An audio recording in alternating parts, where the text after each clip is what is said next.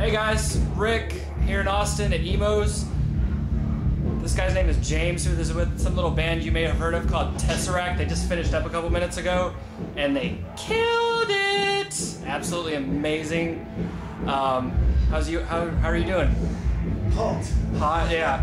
It's pretty humid out here right now. Y'all don't know. It's about 90 something with at least 60% humidity probably. Yeah. And we're from England and we're used to clouds, rain.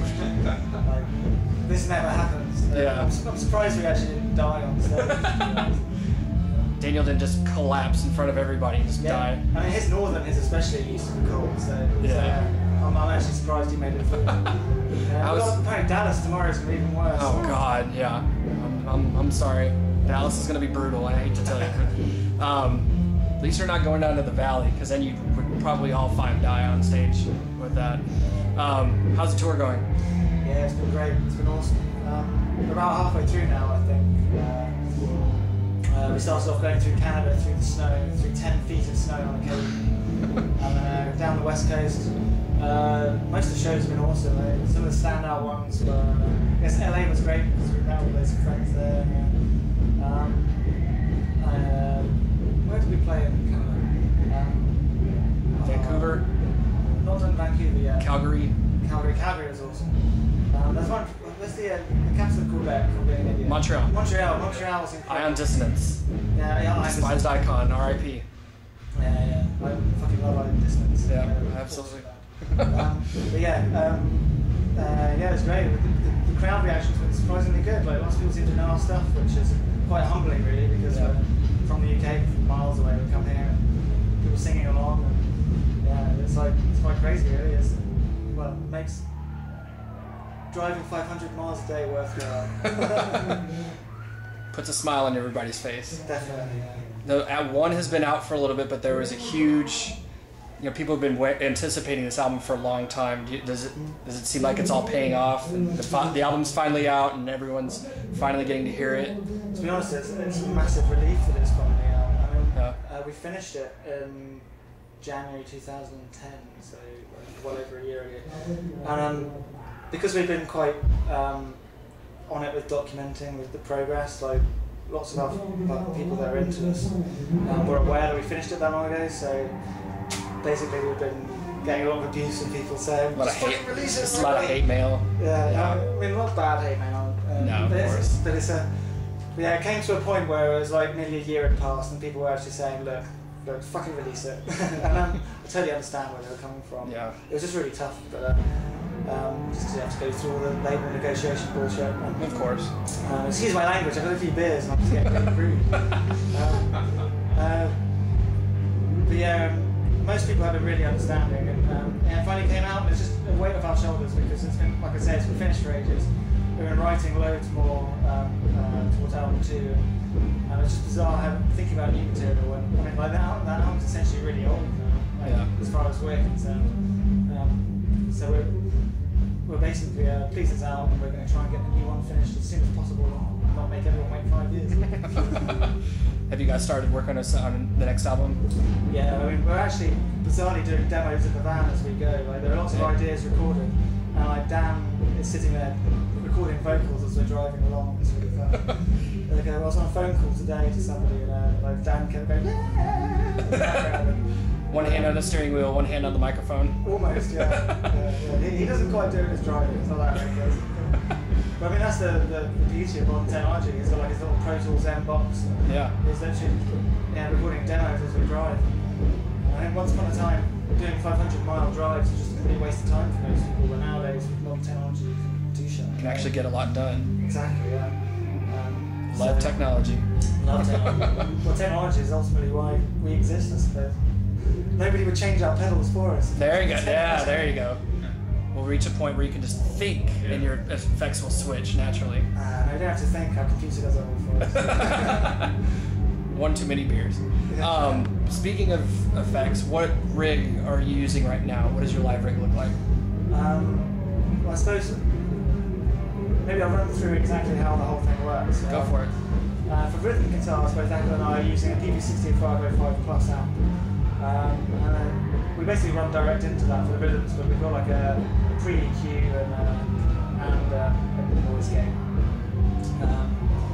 And for the cleans, we use. Well, I'm using an old school Pod XT at the moment, which probably nobody uses anymore, but you can still get amazing, like sort of glassy cleans out of it. Like a lot of the cleans you hear on the album are from the Pod. A lot of the rhythm guitars now are from the Pod. And the Pod is surprisingly, it's pretty good, I think. Yeah. I mean, it's obviously old technology now. Apple's the swanky one with the axe. He's got his posh equipment. Oh man. Yeah, he also uses that a lot. He uses that for the cleans and the leads, and the Axe Effect is an awesome piece of gear. Have you looked into possibly selling a kidney to acquire an Axe Effects? Well, I think, to be honest, at some point in the maybe not so near future, we are looking to go fully Axe Effects, simply because the modeling's incredible. The rhythm tones you get out I mean, if you want tight, punchy rhythm tones, in a live environment, they work incredibly well. I think when we toured with Devin Townsend back in September, October time, he was using them live direct. And it seemed pretty cool. He got some great sounds out of it, but it wasn't quite what we were after.